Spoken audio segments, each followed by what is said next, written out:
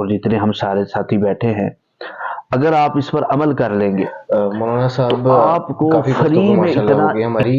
میرا ایک اور سوال ہے، اور ہمارے دوست ہیں ماشاءاللہ، جی اور کیمرہ مین بھی ہیں یہاں پر بیٹھے ہوئے، ان کا بھی ماشاءاللہ سے ایک سوال ہے کہ اگلا مہینہ ماشاءاللہ 23 مارچ کو ہمارا پہلا روزہ ہے، روزہ ماشاء مبارک. اللہ تو اگلے مہینے سے مطلب کہ 5-6 دن سے ہی پی ایس ایل شروع ہو رہا ہے، میچز وغیرہ، اچھا وہ ایک سوا پورا مہینہ چلے گا.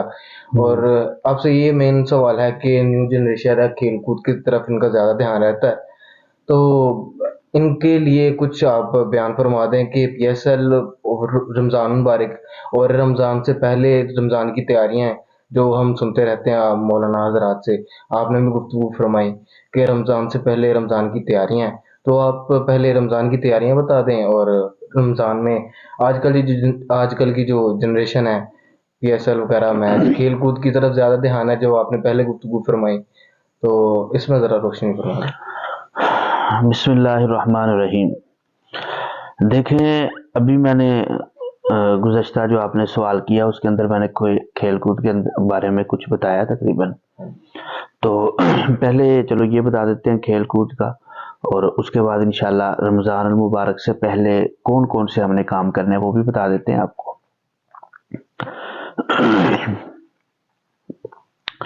سب سے پہلے کہ کھیل کود کے بارے میں آگے بھی بتایا بلال بھائی کہ وہ کھیل کود جو ہمیں شریعت سے، اسلام سے، دین سے دور کرنے والا ہے، ایسا کھیل کود ویسے ہی جائز نہیں ہے. ٹھیک ہے جی، میں یہ نہیں کہہ رہا کہ پی ایس ایل ناجائز ہے، مثلا کوئی بھی کھیل ہے آپ کو نماز سے روک رہا ہے، آپ کو آپ کی عبادت سے روک رہا ہے، تو ایسے کھیل کود کی طرف ہمیں نہیں جانا چاہیے. دیکھیں ہم مسلمان ہیں، سب سے پہلے ہمارا اسلام ہے، پھر اس کے بعد باقی چیزیں ہیں. تو میں اپنے ناظرین سے یہ کہنا چاہتا ہوں کہ دیکھیں پی ایس ایل آپ نے جیسے بتایا کہ رمضان المبارک میں آ رہا ہے، تو ہم رمضان المبارک میں یہ ایک نیکیوں کے سیزن کا مہینہ ہے، تو اس کے اندر ہم نیکیاں کمائیں، نہ کہ اس کے ذریعے سے ہم نیکیوں کو چھوڑ کر کے ہم پی ایس ایل کی طرف لگ جائیں. تو ہم نے پی ایس ایل کی طرف نہیں جانا. ہم الحمدللہ مسلمان ہیں، ہمارا ایمان ابھی تک مسلمانوں کا اتنا باقی ہے کہ ہم تراویح کو نہیں چھوڑیں گے، نماز کو نہیں چھوڑیں گے، روزے کو نہیں چھوڑیں گے، جو فرض عبادات ہیں انشاءاللہ ہم اس کو یہ انشاءاللہ عوام نہیں چھوڑے گی. اللہ پاک سے ہم پوری توقع کرتے ہیں، امید کرتے ہیں کہ اللہ پاک ان کو توفیق دیں گے. ٹھیک ہے جی. اور دوسرا آپ نے کہا کہ جی رمضان سے پہلے کرنے والے کون سے کام ہیں. بلال بھائی بڑی مزے کی بات بتانے لگا ہوں. اگر یہ جو سننے والے ہیں اور آپ ہیں اور جتنے ہم سارے ساتھی بیٹھے ہیں، اگر آپ اس پر عمل کر لیں گے تو آپ کو فری میں اتنا انعام اور اتنا ثواب ملے گا کہ آپ اندازہ بھی نہیں لگا سکتے. دیکھیں آج میں کہوں نا کہ بھئی میں ایک ایسی چیز بتانے لگا ہوں کہ آپ کو فری میں بہت زیادہ پیسے ملیں گے. جیسے اکثر یہ سوشل میڈیا پہ کہتے ہیں جس کے پاس اینڈرائڈ موبائل ہے اس کو ہم ایسی چیز بتائیں گے کہ جناب وہ یہ کام کرے، یہ ایپ استعمال کرے، اس کو اتنے پیسے ملیں گے. حالانکہ وہ الگ بات ہے کہ ہم یہ نہیں دیکھتے اس میں سود ہے یا نہیں ہے، تو ہم کہتے کہ یار آنے چاہیے پیسے. اگر میں کہہ دوں کہ بھئی یہ کام کر لو اتنے پیسے ملیں گے، سود بھی نہیں ہے، حلال پیسے ہیں، تو ہر بندے کا دل کرتا ہے نا کہ یہ پیسے میرے پاس آئے، بھائی ہونے چاہیے. میں اپنی مثلا جس کو ضرورت نہیں ہے وہ بھی کہے گا یار میں دین کے کام میں خرچ کر دوں گا. تو میں آج آپ کو جو بات بتانے لگا ہوں وہ یہ ہے کہ سب سے پہلا کام جو ہم نے کرنا ہے اپنی نیت کو درست کرنا ہے. کہ ہم نیت یہ کر لیں کہ رمضان کا مہینہ اگر ہم نے پا لیا، ہم روزے رکھیں گے، ہم اس میں تراویح پڑھیں گے، ہم اس میں کھیل کود کے اندر نہیں لگیں گے، قرآن کی تلاوت کریں گے. اپنی نیت کو درست کر لیں. چاہے ہم رمضان میں روزے نہیں رکھ رہے یا نہیں رکھنے، لیکن ہم نیت تو کر لیں یار. اب اکثر ساتھی کیا نیت کرتے ہیں کہ یار رمضان میں کٹائی کا موسم آ رہا ہے، اس مرتبہ تو روزے نہیں رکھے جانے. رمضان میں یار فلاں کام آ رہا ہے، یہ روزے تو رکھے ہی نہیں جانے. نیت ہی پہلے ہی ہماری غلط ہے. ہم نیت درست کر لیں کہ ہم نے رمضان میں روزے رکھنے ہیں. بلال بھائی اگر ہمارا انتقال ہو گیا، مرنا تو ہے نا ہر ایک نے، اگر ہمارا انتقال ہو جاتا ہے تو ہمیں رمضان کا پورا ثواب اور پورا اجر ملے گا فری میں. ایک بات. اگلی جو بات بتانے والا ہوں وہ اس سے بھی بڑی ہے، آپ سن لیجئے. اپنی نیت درست کرنی ہے اور اپنے گھر والوں کی ہم نیت درست کروا لیں. اپنے گھر والوں کو بتائیں کہ بھی ابھی سے نیت کر لیں کہ ہم نے رمضان کے روزے رکھنے ہیں انشاءاللہ. دو کام ہو گئے. تیسرا کام اپنے دوستوں کی نیت کروا لیں. اس کا فائدہ کیا ہوگا بلال بھائی جو آپ کو بتانے لگا ہوں؟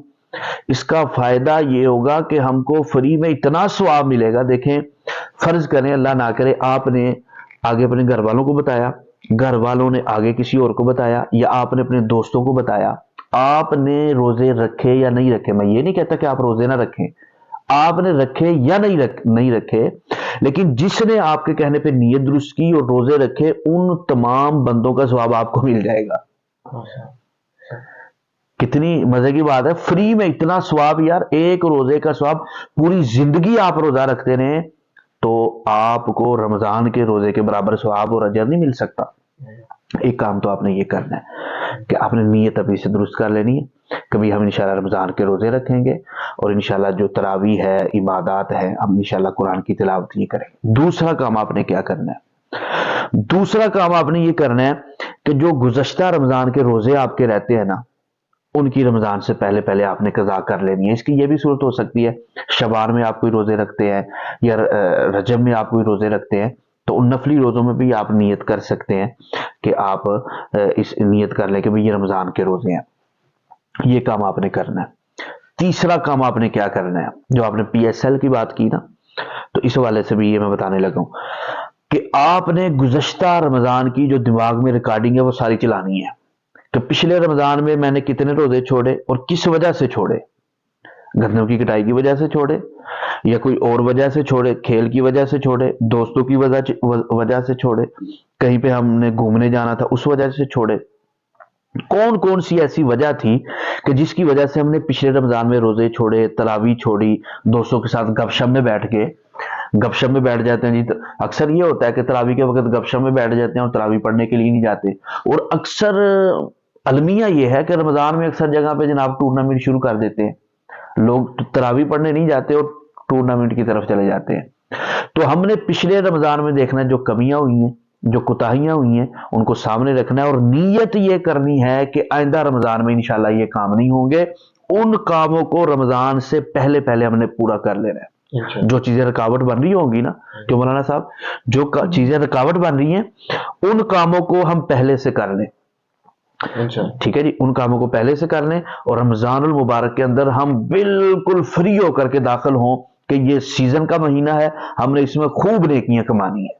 تو اگر ہم اس طریقے سے رمضان المبارک میں داخل ہوں گے تو رمضان المبارک بڑے آسان طریقے سے داخل کر سکے. اب دیکھیں ایک مثال ہے کہ اچانک آپ کو کوئی کام کا کہہ دیا جائے کہ بھئی یہ کام آپ نے کرنا ہے تو اچانک بندے کے لیے پریشانی بن جاتی ہے, مشکل بن جاتی ہے.